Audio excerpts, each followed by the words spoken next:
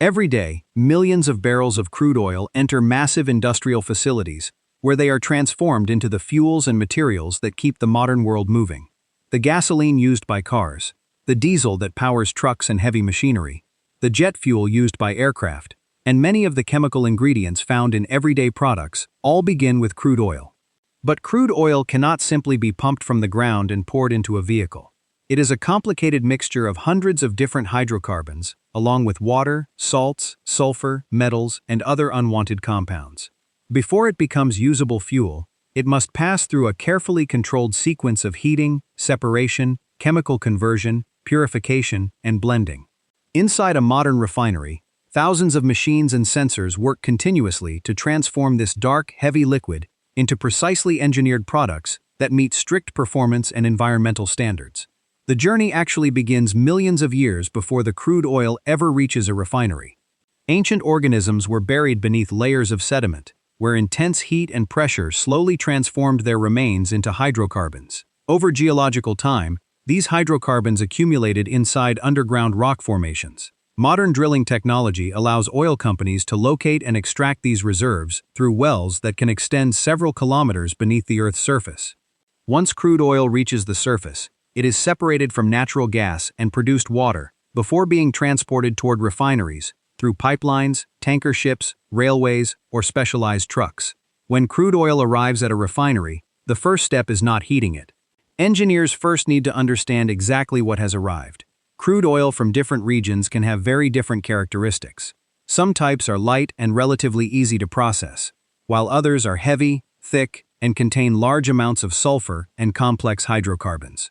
Laboratory technicians analyze samples to determine density, sulfur content, viscosity, water content, acidity, and the approximate distribution of different hydrocarbon molecules. These measurements help refinery engineers choose the most efficient combination of processing units for that particular crude. The crude oil is then transferred into enormous storage tanks. These tanks can hold millions of liters and serve as a buffer between incoming shipments and the continuous refining process. A refinery cannot simply stop every time a tanker arrives or a pipeline shipment changes, so large storage facilities allow operators to maintain a steady supply of crude. Sensors inside the tanks continuously monitor liquid levels, temperature, pressure, and other conditions. Floating roof systems are commonly used to reduce evaporation and limit the release of petroleum vapors into the atmosphere. Before the crude enters the main refining units, it passes through a process known as desalting. Even though the crude may look like a uniform black liquid, it can contain small amounts of water, salt crystals, sand, rust, and other contaminants collected during extraction and transportation.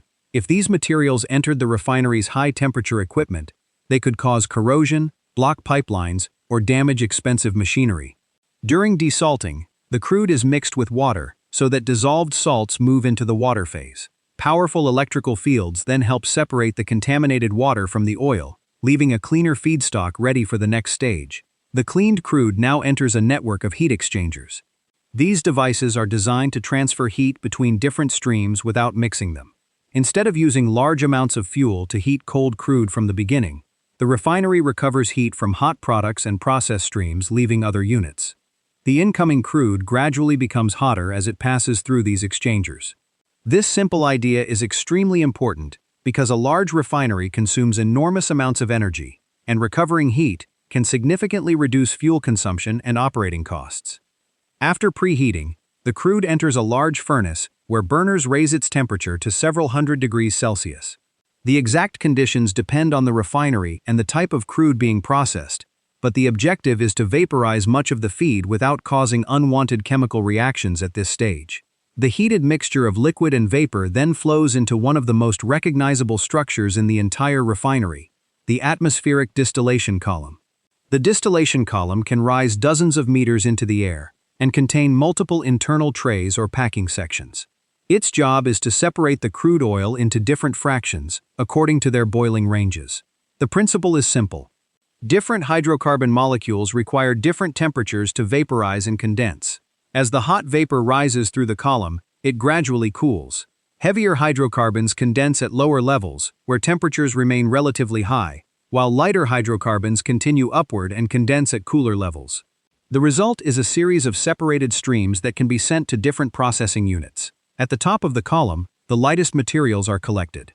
These include petroleum gases that can eventually become propane, butane, and other useful products. Just below the gases is a fraction commonly known as naphtha.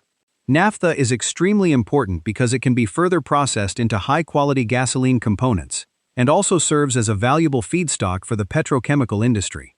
Farther down the tower, kerosene range material is separated, which can eventually become aviation fuel after additional treatment. Lower sections of the distillation column produce diesel range fractions and heavier gas oils. These streams are particularly important because they can be converted into fuels used by trucks, ships, construction equipment, agricultural machinery, and industrial generators.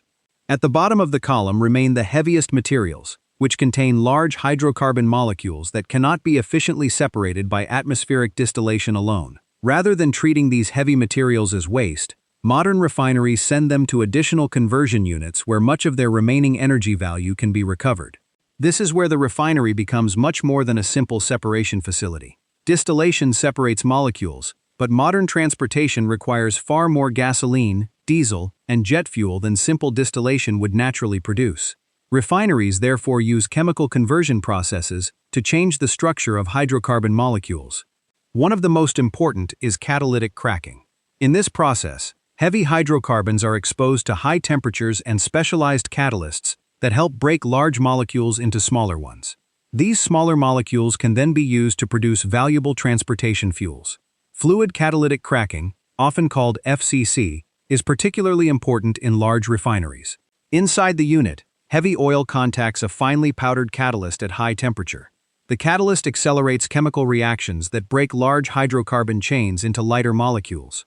The resulting products can include gasoline-range hydrocarbons, lighter gases, and other useful compounds. The catalyst is continuously circulated through the system, regenerated, and returned to the reactor so that the process can continue without interruption. Another powerful conversion technology is hydrocracking. This process combines high temperature and pressure with hydrogen and specialized catalysts. Hydrocracking can convert heavy petroleum fractions into high-quality diesel, jet fuel, and other valuable products, while simultaneously removing many unwanted impurities. Because modern fuels must meet increasingly strict quality requirements, hydrocracking has become a critical part of many advanced refineries. Gasoline itself requires additional upgrading before it can be delivered to a fuel station. One important process is catalytic reforming. Instead of simply breaking molecules apart, reforming rearranges the structures of certain hydrocarbons to create compounds with higher octane ratings. Higher octane components help gasoline resist knocking inside modern engines. Reforming also produces hydrogen, which is extremely valuable because the refinery can reuse that hydrogen in other purification and upgrading processes. Purification is another major part of turning crude oil into modern fuel. Crude oil naturally contains sulfur and other compounds that can create pollution and damage engines or refinery equipment if they are not removed. Hydrotreating units use hydrogen and catalysts to remove sulfur, nitrogen, oxygen, and trace metals from different petroleum streams. During this process, sulfur compounds are converted into forms that can be separated from the fuel. The result is a much cleaner product, capable of meeting modern low-sulfur fuel standards. Jet fuel receives particularly careful treatment because aircraft operate under extreme conditions. Aviation fuel must have the correct energy content, freezing characteristics, stability, cleanliness, and combustion properties. Diesel fuel must meet specifications for viscosity, sulfur content, ignition quality, and low-temperature performance. Gasoline requires controlled volatility and octane performance. This means a refinery is not simply making one generic fuel. It is producing many carefully engineered products, each designed for a specific purpose. After individual streams have been processed and purified, they are combined in carefully controlled proportions during the blending stage. This is where refinery engineers create the final products that will be shipped to customers. Different streams may be mixed together to achieve the required octane level, density, sulfur content, vapor pressure, and other specifications. Small amounts of specialized additives can also be introduced to improve fuel performance, protect engines, prevent corrosion, or meet regulatory requirements.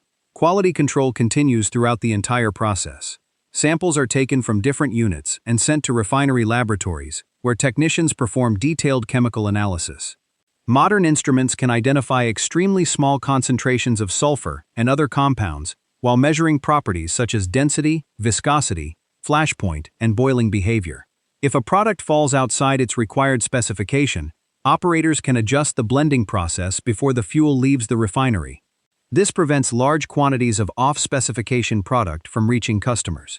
Behind all of these processes is a massive network of automation. Thousands of sensors monitor temperature, pressure, flow, chemical composition, liquid levels, vibration, and equipment performance throughout the refinery. Information is transmitted continuously to centralized control rooms, where operators can see what is happening across the entire facility. Automated control systems adjust valves, pumps, burners, compressors, and other equipment to keep conditions within carefully defined operating ranges.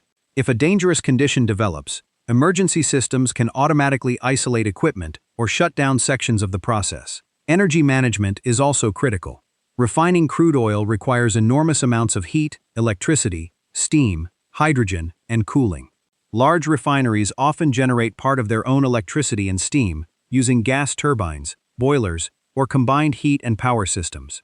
Waste heat from one process can be recovered and used somewhere else. Cooling systems remove excess heat from equipment, while sophisticated water treatment systems allow much of the water to be recycled.